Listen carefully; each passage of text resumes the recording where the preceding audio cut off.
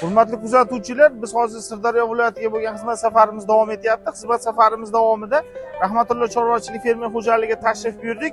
Bu yerga 2 hafta oldin ham tashrif buyurgan edik. Ya'ni buzoqlarni oziqlantirish bo'yicha biz Fokomel Plus quruq sutini tavsiya qilgan edik, hamda tavsiya qilish davomida uni alohida ro'yxatga olib buzoqlarni hamda kunlik ularni semirish darajasi bo'yicha alohida ro'yxat shakllantirganmiz. Shu bo'yicha hozir shu fermer xo'jaligida aynan buzoqlarga qarovchi veterinar mutaxassis Ma'murjon aka bilan suhbatlashamiz. Assalomu alaykum Ma'murjon aka. O'rnan yaxshimisiz aka? Sog'ligingiz yaxshimi? Charchamayapsizmi aka?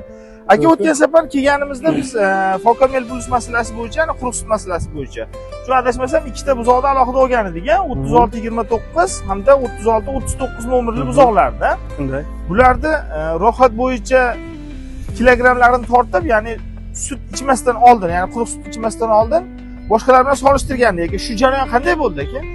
Bu jarayonimiz 12 kun davomida siz bergan Nukamil quruq sut parashoklarini mana dejam turibdi, mana Nukamil quruq sut moddasini molokosidan berdik.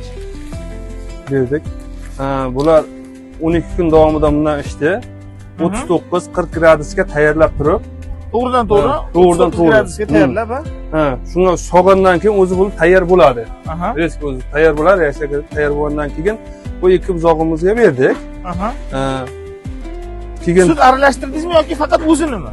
Yo'q, faqat o'zini. Faqat aralashtirmadi. Sut aralashtirmadi. Aralash bo'lmadi. Birinchi kunda berishingizni o'zida faqat o'shandan tayyor bo'lgan sutni berdingiz, boshqa sut aralashtirmadingiz. Ich o'tishlar kuzatildimi yo'qmi? Yo'q. Hech qanday ich o'tishlari, buzoqda holsizliklar yoki boshqa narsa kuzatilmadi buzoqlarimizda. Endi yana bitta eng qiziqarli savol aka, o'zi odatda sut ichganda o'rtacha bular 2 oylik atrofida buzoqlar, 2 oylik atrofida.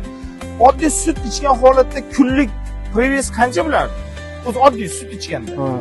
Oddiy sut ichgan paytida kunlik vazn yig'ishi 700-750 gram kunliga. Kunlikka olingan asli. Hozir bu Nukamil quruqligi sutdan parishotdan berilgandan keyin 900-950 gramgacha kunlik vazn miqdorini ko'rdik buni.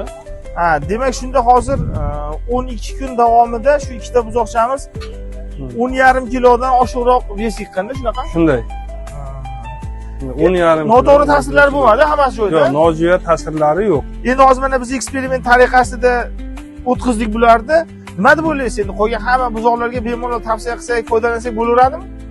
Bo'ladi. Mana shu Nukamil quruq sut moddasi haligi parashokidan bersak, buzoqlarimizni kilogram olishi, vazn yig'ishi juda yaxshi bo'lar ekan.